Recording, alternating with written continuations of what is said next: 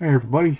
Um, I'm sure you've heard, if you're steeped in the comics world, that Butch Guice, actual name Jackson Guice, passed away at only 61. And he always looked a picture of health to me. And I had the fortune of spending time with him. He doesn't really look that grim. That's kind of a hey, you're making me look up for my drawing board kind of, kind of goofing around. Man, he was a really cool dude. When I worked at Crossgen, and it was late 2000 I started. About a year later, Mark Alessi hired Butch Guice, and so many of us were stoked. So many established artists like Steve Epting, Scott Eaton, Paul Pelletier, a whole bunch of other artists, Andy Smith, um, Jeff Johnson and Jimmy Chung. Everybody knew we were in for some serious competition. And at CrossGen, that wasn't a dirty word. We just all looked at each other's books. We'd get CrossGen published 2 books a week, and then that Wednesday or whenever, they would give us the books, and some of them were crappy. But then we always looked forward to the stuff that for art. And Mike Perkins, who came over from across the pond as an inker, he was picking up Butch's style super fast, and they were a great team on a book called Ruse, which I'll get to later. But he elevated so many people by his presence, and it wasn't like he's so humble. I would ask him fanboy questions from the 80s, and he'd be like, that was just a little thing I did. And he has done a lot of stuff. You'd be really shocked. And so let's delve into it a little bit, like the early days. I knew about this advertising. Whoa! See, put your whole tank on me there. Southern Nights graphic novel. I remember seeing this at the store, but at the time I was still very much a Marvel zombie. And it looked pretty cool, but to me they were untested. I was just starting to get into the independents, so I love his cover though, and I love her posture. That's so great, because men and women just sort of have a different way to sit or step or hang naturally. That it's very subtle, but the right there, that tells you a lot that he knows what he's doing. And there's classic superhero pose, which really wasn't classic at the time. This is way before Image. And so this was published by David Kraft's Comics Interview. David Kraft was a writer in the second half of the 70s and then into the early 80s. Then he did his own book that was like Wizard, but without all the glossy stock. And it was chock full of great interviews with great people like Kirby and Steve Rude and everybody else. So he published a few things. There's something else I have of his, but I ordered this already because I can't believe I forgot I hadn't had it already. So this was in North Carolina where Butch was from, and so he and the writer both lived there, and I think Anthony Kraft may have. I'm not sure. All I remember is when well after he was established, my wife and I went to the Biltmore Estate, which is in Asheville, North Carolina, which is not far from where he is. And I went to the local comic shop, as I want to do, and I was told that Butch Guice, lives in the area. I'm like, really? But I didn't want to pry. I mean, I don't even know if I was a pro yet. No, I was not. So I didn't want to be one of those guys who just shows up and stuff, even though Butch would probably be cool about it. He's just, when they say don't meet your heroes, because they're going to disappoint you, that has never happened with anybody who's encountered Butch Guice, a.k.a. Jackson Guice. He's just a regular guy who's super talented. He knows he's super talented, but he doesn't throw in people's face. It's more like he had confidence in his career as time went on, which is tricky for a lot of people in the graphic arts, or especially comic books, because tastes change so much.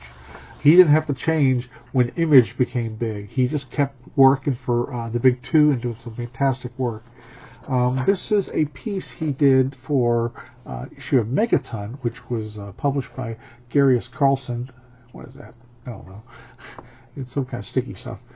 Anyway, but this guy managed to get Eric Larson, Rob Liefeld, Butch Guice, Angel Medina, Mike Gustovich, Frank Fosco, Claire Habecker, and more. Their first exposure.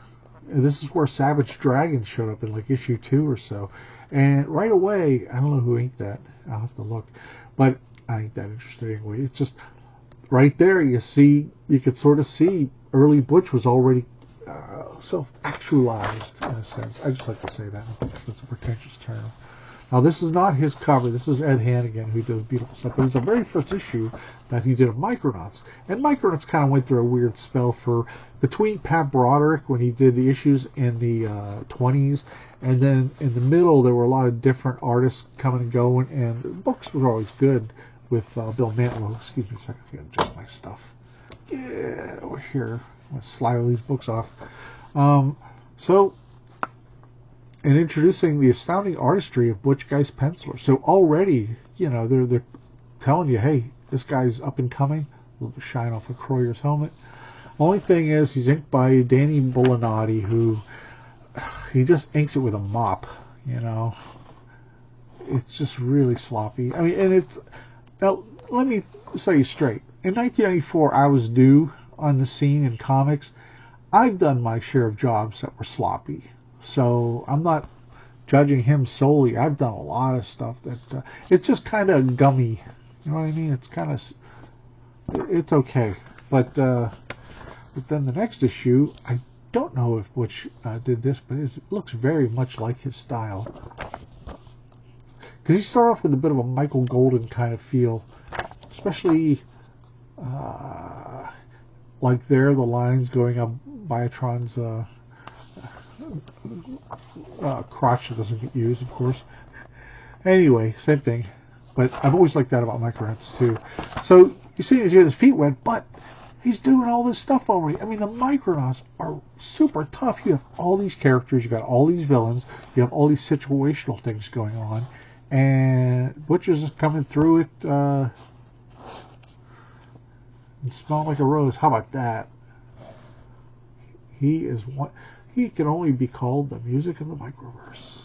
Wow. And those the blue and magenta and the yellow are done on separate overlays back then. We didn't have Photoshop. So that's just so elaborate. That's such it just kind of lets you know, hey, I'm the new guy here. And not in a rude way. It's just beautiful. Okay. But it was nice because I loved Micronauts with Michael Golden the first year. And then, then Howard Chaykin doing very loose layouts for Al Milgrom to kind of scribble over, and very disappointing. But then Pat Broderick came along, as I said. This is a 2-page spread for issue 50. This is when Micronauts went to direct market sales, where they didn't have to do advertising, and they could promote their own books. So, and this was actually inked by him, I think. Yeah, Butch was inking himself, and Danny's still there, but more and more Butch Guice shading is coming out because he's sort of compensating, I guess. I love that. Look at that arm going there. So, again, it's like I'm just passing out, having a great time. I'm just like, we're back! But the Micronauts are back! And they had wraparound covers. They had all kinds of stuff. I'm going to see if Butch actually inked himself there. Oh, still Bullinotti. I'm sorry to be so dismissive, but I'm just being frank. But there, see, like the roll call and all that. Man, Barry Karza is just an amazing. I can't believe there was a toy made of him because he's so cool. He's like a step above Doctor Doom and or like the next wave of like the Doctor Doom and the Darth Vader kind of character. Except they write him a lot different. But and I'm not saying he's better than those other two characters. I'm just saying that he's in the same vein. He's got a spooky look to him. So, see? This tells you how the coloring is done. Yellow, Rodine. I don't remember Rodine ever. Then blue. It's usually called magenta now. They have extra ones. And Christine Steele is being interviewed about this. And it's really informative now. And then Butch was doing some great backup covers because he didn't have by Mantlo and Guice, because they didn't need ads on the back. There we go.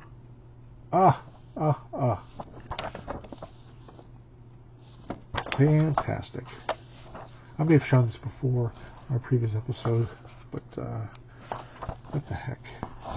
Oh, excuse me. Move over, comics. I'm not trying to squish you.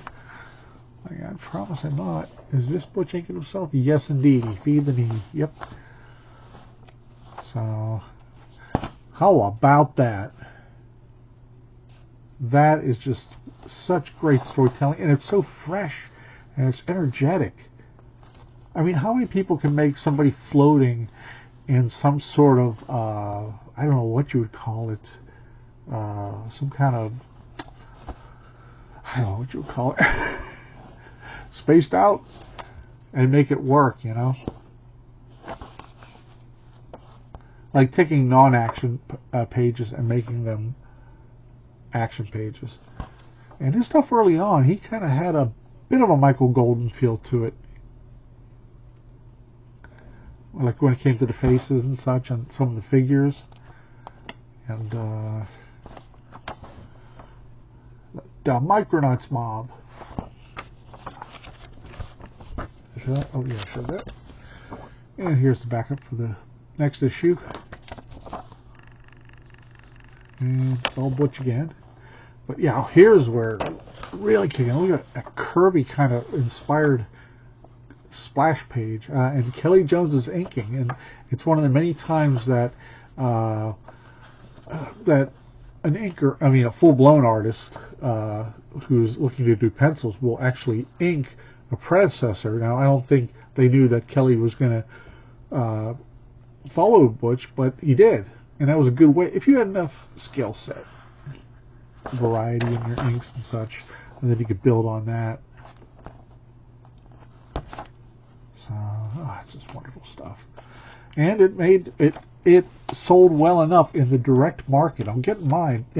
Keep in mind, this is not on the newsstands. And comics were on the newsstands still at this point, with the exception of Micronauts, Moon Knight, and Kazar. They went direct sales because that's where the strongest sales were for those three titles.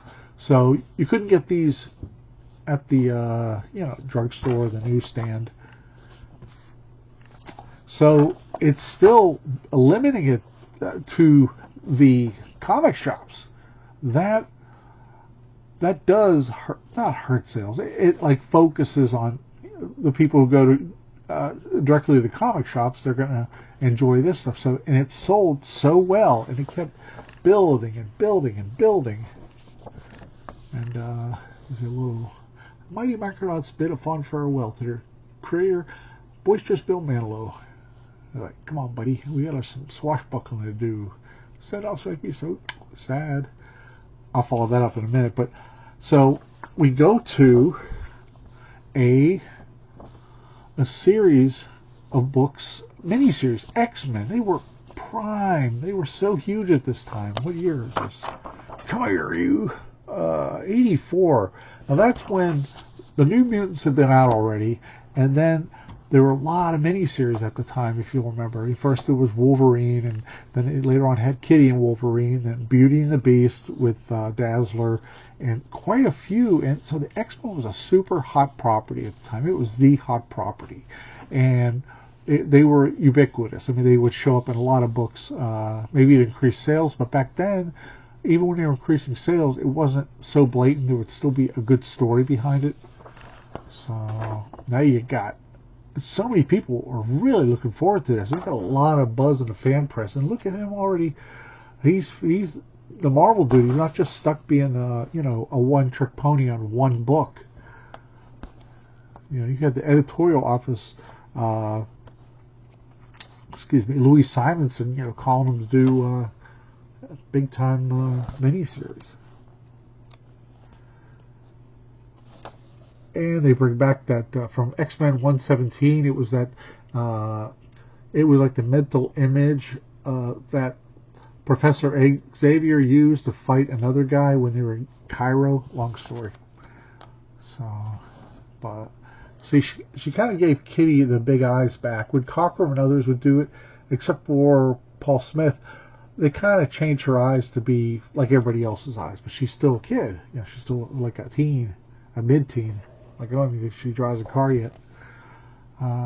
So, you know, this new kid here, new kid on the block, he became one of my favorite artists, like in a short span of time. And then I was already buying Nexus because it's a fantastic book that Mike Barron and Steve Rude created. But there was a 4-month break they wanted to give Steve Rude because he had been doing a lot of consecutive issues and a lot of promo art.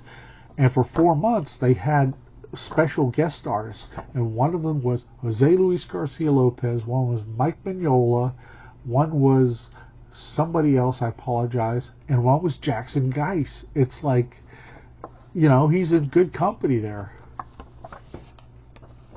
And it's my, you know, for those people who are into Mr. Guice, Butch / Jackson, this might be a little hidden treat for you if you want to collect more of his stuff. And he is such a chameleon. He's making it look like a Nexus book. His rendering is different. This kind of stuff here is very Steve Rude, and Butch does a fantastic job on it. So love it, love it, love it.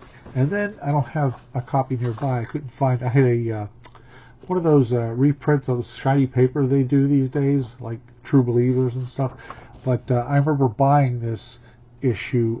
Mike Barron started going over to DC, and for the first half year, I think Butch Guice was on the book, and it totally reinvented it. It was the first Wally West issues after Barry Allen died, and it's good stuff. I just can't find it. My comics collection is a little sloppy at present because I didn't expect to be highlighting good old Butch, you know, until now.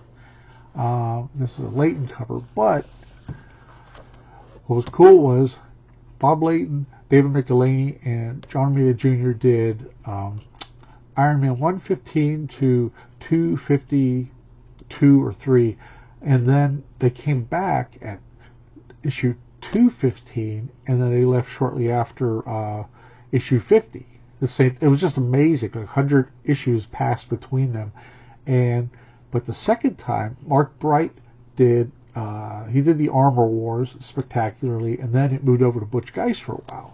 And I'm going to highlight this here, and I was so excited, man. I mean, I was buying Iron Man anyway, and they bring back what is it? McElhaney and Layton bring back Ant-Man. That's how I say it. But Jackson Guice layouts at first. Oh, and this woman who comes up to Anthony Stark at a polo match, she's hitting on him. She's a huge fan and everything. He kind of walks away, and the other gal's a bit jealous. She turns into a stalker, basically. So, Radioactive Man.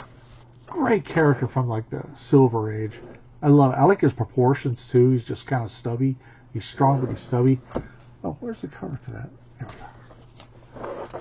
Now I think this art has been reproduced on T-shirts and little posters or stickers or something because it's just perfect for that.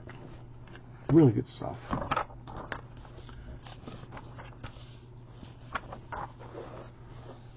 And there's that same girl who is stalking poor Tony. Grey Gargoyle, baby. Ah, now that is a classic Kirby-esque type pose. Wow. So I'm so thrilled to have, and I'm sure they were thrilled to have Jackson on board too. This single issue here, I really strongly recommend it. It's a standalone issue where he has to go up to a spaceship. I just spoil it. Sorry. It's more about Butch anyway. So really exciting stuff. It was so great. It was so great. He did it for quite a while, too. And so I'd follow him just about anywhere. So, give me a second. There we go. I was getting too stuffy there. I had to, like, you know, blow my nose, that kind of really sexy shit. So, again, when Doctor Strange got canceled, I wasn't that big on the last year of Doctor Strange, and then it came back a couple of years later. Great Kevin Nolan covers, written by Peter Gillis and drawn by Richard Case, who is he did the Doom Patrol, the legendary era of Doom Patrol, but it just wasn't enough for me to grab, because, I don't know, it kind of, to me, it just didn't pull me in, you know. Maybe it did for other people, but I hadn't read Strange in a while, too. That was the other thing. But, here we go, issue 5, Doctor Strange. Jose Marzan Jr., who's a great inker, is inking. I only got to ink one pinup of Butch's, and I loved it. I loved it. So, and this is one of those special... I don't know if this was on the newsstands or not, but it's one of those special... It was a different coated paper, so it was a little more expensive. And it might have been... I don't know. But, yep, there we go. Going into it. Sexy Doctor Strange with an eye patch, which is from a previous storyline, and he'll lose it before long. And there's Clea. That's so great. It's like Butch he wasn't resting on his lawyers. He wasn't resting on his laurels. He was always challenging himself. And I'm sure between this time, early 1990, and all those times before, there were a lot of other books he did, because he'd like to jump around, you know. He would do, stuff here and there, and then when he felt like moving on, he moved on. But, wow. Beautiful stuff. How about that? Wow. That's spectacular. And they went back to the original logo from the 60s, when Doctor Strange had his own title. And for the hell of it, Howard the Duck shows up.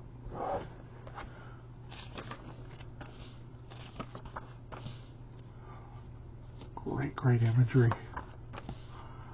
He's back to that caterpillar with the hookah back in the Englehart Bruner era.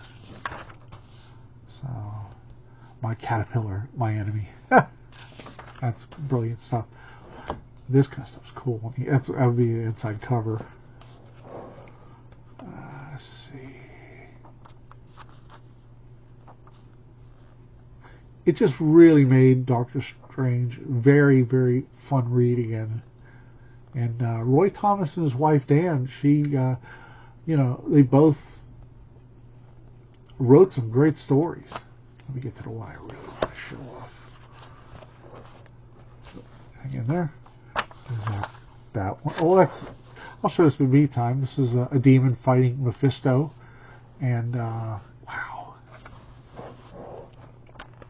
And what helps is, like, a good book like this is if you have a backup strip you want to tell, it means less pages of the main artist to draw, because on a monthly schedule that kills you, you know, and you don't mind taking time and doing more. Better artwork, I guess is the way to put it. Oh, gosh, that cover, is that the one? Oh, this is when Now publication, they show an interview with Doctor Strange author Morgana Blessing, who was his sort of almost lover in the early 80s. So she sold out like a real a-hole and did a magazine, and now he's out. I mean, he's out and about, and people know him.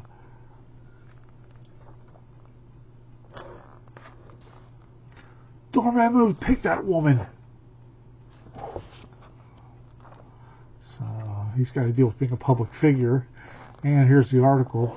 All this stuff is great. It's like they were really... That's her doing her, like, You know, when you would see like the stars in a little moment with somebody who is famous, they would show a picture to go along with it, like in some entertainment magazine. That's exactly the feel that Butch is going for. And there's also Doctor Strange memorabilia. So it's a friggin' mess. Bring back Morbius. We like him. Axe of Vengeance, Hobgoblin. Damn, that's good. And I think the next one is... Hang in there. One of the best Acts of Vengeance with the Enchantress and the Executioner. So he did this for like, I don't know, another half year or so, then he moved on to a revived Nick Fury Agent of S.H.I.E.L.D. book that came out in 1991 maybe? I don't know. So I don't have any copies here yet. I should pick them up sometime. I think I didn't buy them because I don't care for Bob Harris's writing. I find it really flaccid. I don't know. It just doesn't do anything for me. So later on, he went to DC, and I only pulled one of these out. But he did Action Comics for a few years, and it says, whoop, hang in there, Jackson, hang in there, right there. 1 and 2, and here we focus. Come on. I know it's not the best printout, but it says Guice after Kirby. Because that other side is very much like one of his covers on Mr. Miracle. So, but it's beautiful. It's beautiful stuff. It'd be real beautiful if you could see it. Come on, don't mess with me. I was going so smooth. There we go. There we go. There it is. Jackson after Jack. So yeah, he did that for a while too. He was all over the place, and that's great because everybody who had worked with him, they knew him to be a solid worker, and I mean, I shouldn't say that. He meets his deadlines and he produces great stuff, and everybody wanted him. So he sort of had a pick of the litter of what he wanted to do. I actually got to ink this cover over Butch. But the problem is, I think I went too heavy-handed on like her face and the hair there. It's, you know, this is what I was saying. I mean, I was a couple of years into my career too. So, but that's okay, because after Chuck Dixon, Greg Land, and I established the first year of the ongoing series, then Jackson / Butch took over, and it was still a great read. I was getting DC Comics at the time, and it's him inking himself again. See, he went from being like a very, how can I put it? He went from sort of doing with a Michael Golden kind of a style, and then he from there he started to do a bit more photo reference type stuff, and then he evolved into this adventure strip kind of style. And when I worked at Crossgen, he and Mike Perkins and Steve Epting and others, they put up on their walls of the cubicles some old newspaper strip art that they bought, you know, just obscure stuff. And they were so influenced by that, even though the adventure strip of newspapers were pretty much dead. They went with the classics. They switched back to doing classic work. That was probably underappreciated by fans of the over-the-top type stuff, you know. Like, yeah, hold on, look at it. Going for like a Alex Toth thing there. I love that. Wow. All right, well, then that's that. He did that for a while, and then he went to Crossgen, and I think before that he did something else too, but he did go to Crossgen, we met him, and I was just like, it was so amazing to meet him. And then, you know, he was a good guy. He was not arrogant. He didn't think, he knew his worth, but he didn't act like it. I mean, he didn't flaunt it or anything. So this is the first issue of Ruse that came out. It's like a Victorian steampunk type detective series, and it was really popular to read around the office. Mark Waid did the first few issues, and then he left. He just wasn't a good fit, I guess. But then Scott Beatty, who had worked with Chuck Dixon, he took over, and Butch and Mike Perkins, who was inking it at the time, they sort of did a lot of the plotting at the time, because they were right there. They sort of once Wade left, they kind of had ideas of their own.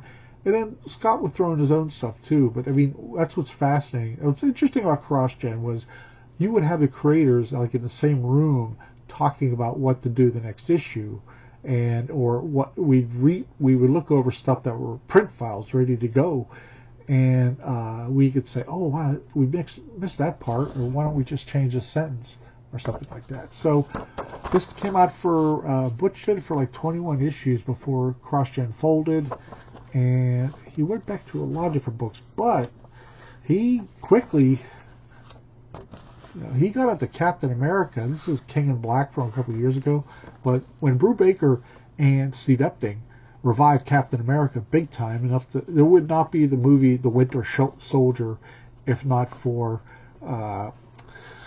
Ed Brubaker and Steve Epting. Well, what happened was Steve Epting, he, like a lot of monthly guys, you do maybe 10 issues a year and you'll have 2 fill-ins. Like he had Tommy Lee Edwards do a fill-in, I think, who was just magnificent. And like a lot of the same kind of guys where it's not like a sheen of heart. This is not, how can I put it? This isn't comic booky enough, and it's more illustrative. That's the thing about it, and it's classic, but it's updated. Now, after a while, Steve, he, of course, like I said, you need to fill in once in a while if you're a monthly guy, and both Butch Guice and then Mike Perkins helped out. So if you read the first 50 issues of Captain America, it's amazing how consistent the art is. And, Ed Brubaker wrote all those issues so that you had that consistency. But I just love this. Wow. Boy, that's pretty. So that came out just a couple years ago. Yeah, King in Black crossover. And, like I said, I'm skimming the surface. There's a lot of stuff I probably don't know off the top of my head. Now I'm going to go to another book that I loved, but it didn't, I don't know why. When it comes to Invaders, World War II superheroes, they don't sell. I don't care what superstar is on it. People aren't interested in World War II, classic heroes fighting, I don't want to say that, but you know what I'm saying. That where I don't want to get kicked off of YouTube for saying, those nasty bastards in World War II from Germany. It sounds silly, but you know what it's like. These algorithms. So Scotty Young did this. This is it was a special page. It was a Dynamic Forces variant, and Butch did this series. It only lasted, sadly, how many issues? 12, and I loved it. I was all over it. And what happened was, I think that's Butch. I think so, yeah.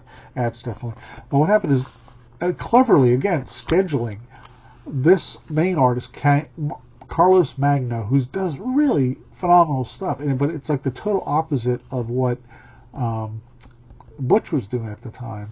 But that wasn't bad because Butch was doing the flashbacks of World War II, whereas Carlos was doing the present. And beautiful, beautiful stuff, kind of European even. So here's the second issue. I love that costume. I think Carlos Magno designed it, but look at that! Wow. Oh! Sorry, I'm jumping ahead. So here you have the flashback. Ah! Whoa! I almost dropped something. I didn't mean to scare everybody. So you have a flashback on the battlefield of World War II. And then it goes to the present.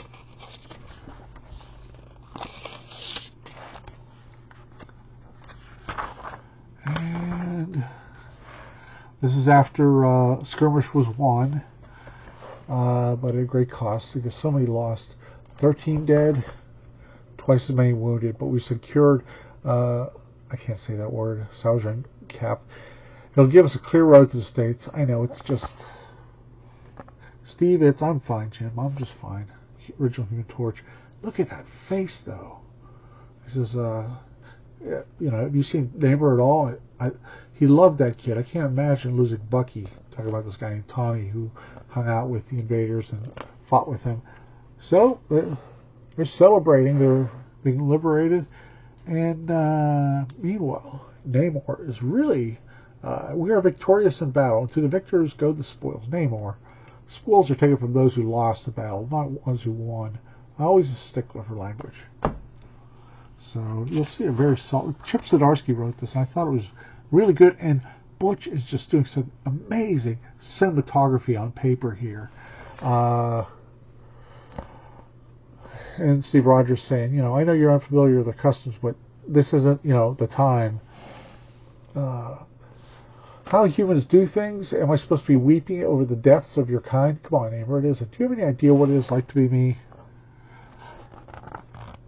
Hey, look how weak you all are. I could crush this man's head would crack like an egg. I run around your battlefields trying to protect bags of water from being punctured by other bags of water. Do you expect me to get attached to things so frail? Do you weep for dropping eggs? I'm here to stop the Nazis before they take over my seas. Put him down. And, he stares down Namor and he drops him. So, without the right choreography, doing a story, a scene with no action in it in a comic book, that's one of the hardest things to do. But, Butch is doing some magnificent stuff. Also, he's just so friggin' good. I miss him. I know it sounds trite for me to say it, but I do, and a lot of fans do too. And pretty much everybody who ever worked at Crossgen probably feel the same way too. Because what we did, one of the best things on New Comics Wednesday, we'd go over to a place called Emerald City, which had comics, and we would go and buy comics, new and old or whatever.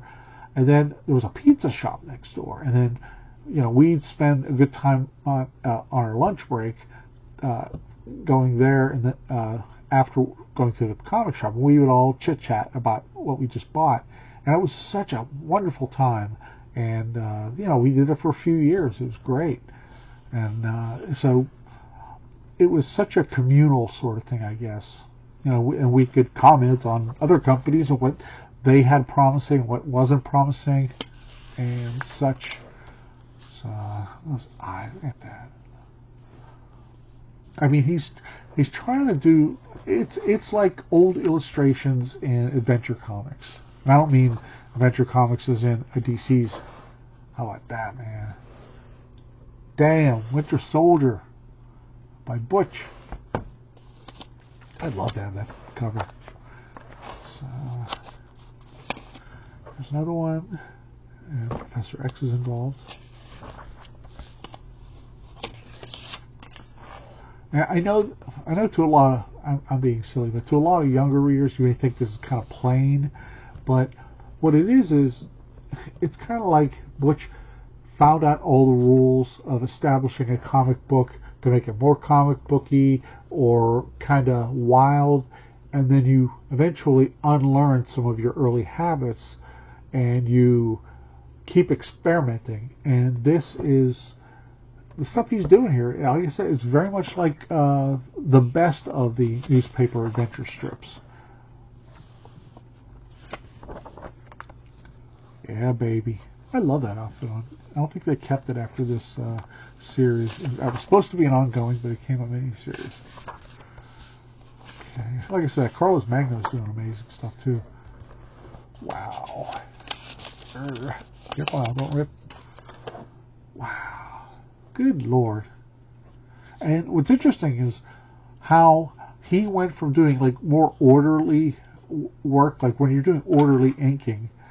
How can I put it? If you're doing let's just say you're doing a shade here, like the stuff I grew up on, hanging out with the guys in studio guys.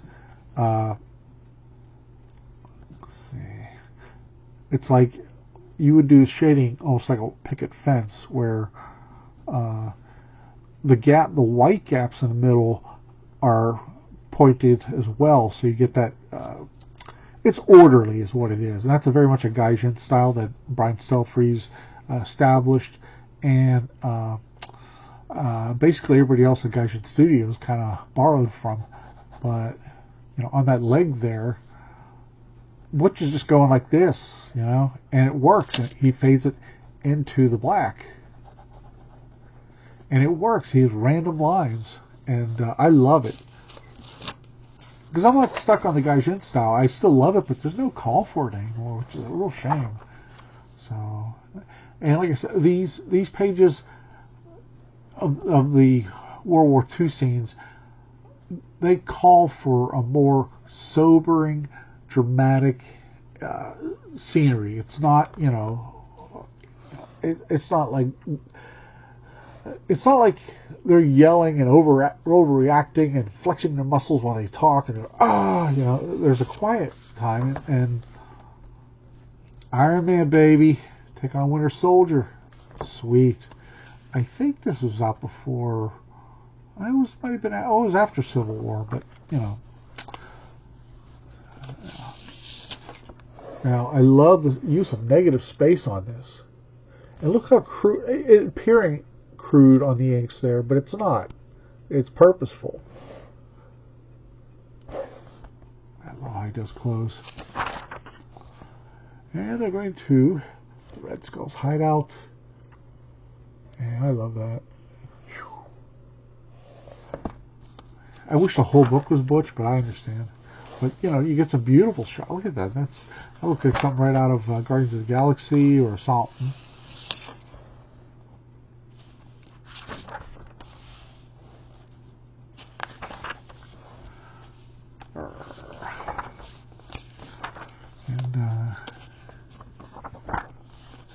And lovely stuff. Oh, so I'd love to see a wartime comic with just Butch, and you know, have the military, like have Sergeant Fury, and do it straight.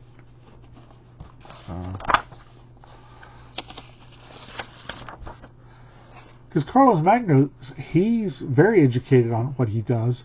It's just a whole different feel, that's all. And it's like neither one of them is, you can't say one is right and the other is wrong. They're both legitimate. So, that's really nifty by Carlos. Let's go into Time Lord. Oh, goes right into that. So anyway, you see what I'm saying. Well, Butch is gone. He was loved. I mean, I can't think of anybody who didn't like him a lot. He was just a likable guy, and he was just a regular guy who knew his value, and but yet he never looked down on people. Never. I mean, he was just a solid person, just really amazing, and I can't really come up with any more descriptions, but a very lovable guy, you know. And when Crossgen broke up, it sucked for a while, but for a while I think Mike Perkins and he had a studio together, and supposedly that was pretty cool.